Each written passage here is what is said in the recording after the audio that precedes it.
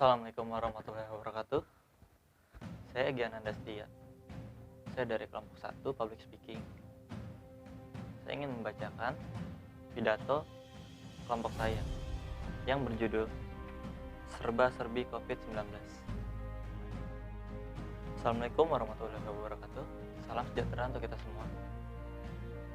Terima kasih kepada Tuhan Yang Maha Esa atas nikmat dan karunia-Nya. Kita masih diberi kesehatan sehingga kita bisa berkumpul di kesempatan kali ini.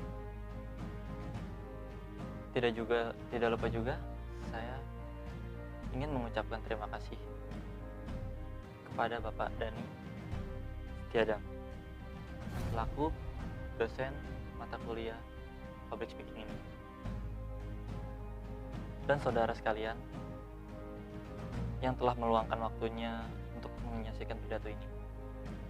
Semoga saudara semua dalam keadaan sehat walafiat. Pada kesempatan ini, saya akan menyampaikan sepatah dua patah kata mengenai pandemi COVID-19. Berbicara pandemi tak lepas dari COVID-19, PKM, jaga masker, dan sebagainya. Hal tersebut tentu saja sudah tidak asing lagi di telinga masyarakat Indonesia. Sebab sudah hampir memasuki 2 tahun pandemi ini hadir di tengah-tengah kita. Saat ini terbayangkan sebelumnya, pandemi ini telah banyak merubah aspek kehidupan mulai dari pendidikan, ekonomi, sosial, dan juga spiritual. Dalam kesempatan ini, saya akan terima kasih dan apresiasi yang tinggi kepada seluruh dokter, perawat, dan tenaga medis lainnya yang sudah berada di garda terdepan dalam pandemi ini. Kami tahu banyak hal yang kalian korbankan untuk melawannya. Kalian relakan waktu dan raga demi raga lain.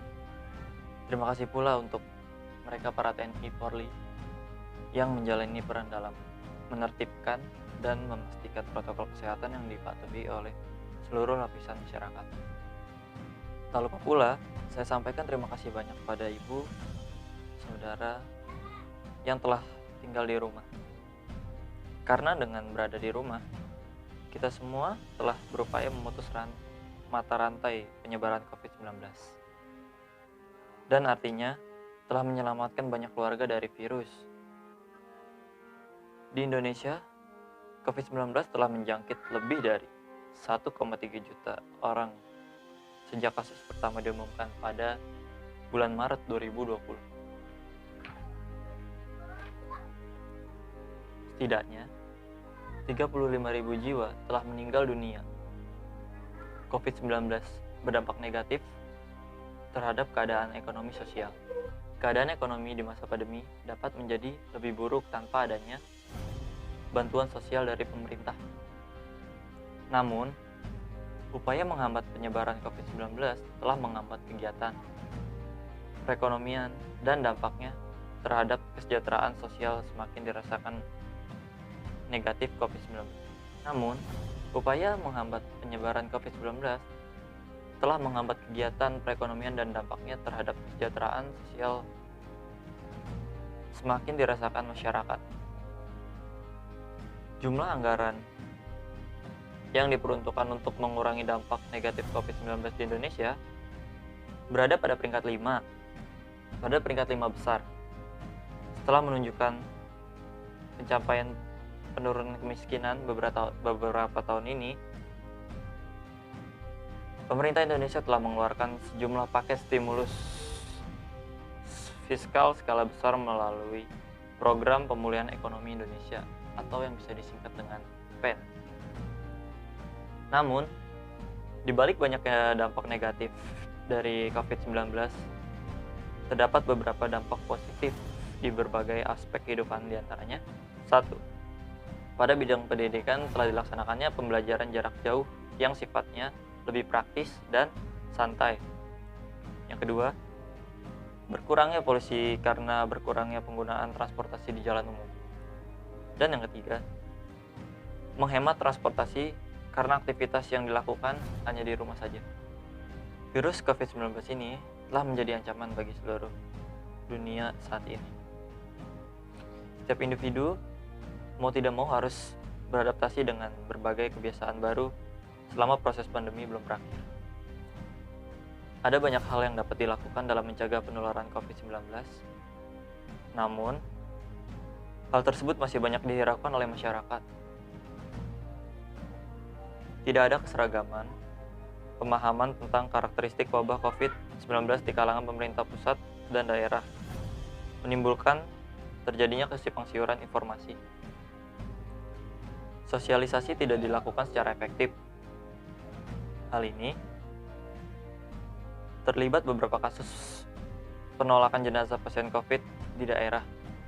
Akibatnya, minimnya pengetahuan masyarakat tentang wabah ini akan berpotensi memunculkan konflik horizontal.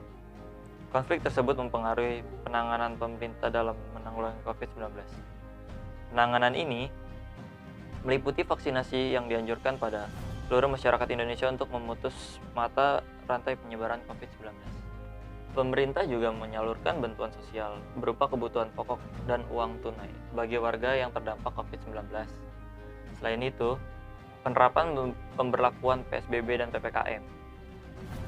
Selain dari penanganan pemerintah secara optimal, masih ada beberapa yang kurang memadai seperti contoh, saat ini banyak public figure yang melanggar protokol kesehatan yang berlaku seperti mengadakan pesta, liburan, dan sebagainya. Dari hal ini, akan banyak masyarakat enggan mengikuti protokol kesehatan, di mana seharusnya public figure itu harus menjadi contoh dalam penerapan aturan yang berlaku. Mari kita sama-sama menghadapi pandemi ini dengan bergotong royong dan bersatu padu, karena hanya dengan kebersamaan ini kita dapat mengatasinya. Kita tidak sendiri. Kita bersama dengan saudara kita di negara lainnya yang juga mengalami hal yang serupa. Tetaplah bersabar, optimis, dan disiplin.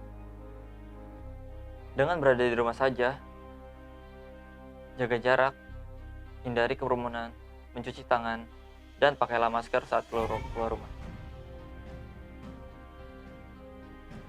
Ketika disiplin itu kuat, kita akan kembali pada situasi dan kondisi yang normal dan dapat bertemu dengan saudara, teman, kerabat, atau tetangga. Tetapi, untuk saat ini, marilah kita tetap berada di rumah saja. Saya rasa cukup yang saya dapat sampaikan. Kurang lebihnya, mohon maaf. Sekian dan terima kasih. Assalamualaikum warahmatullahi wabarakatuh. Salam sehat untuk kita semua.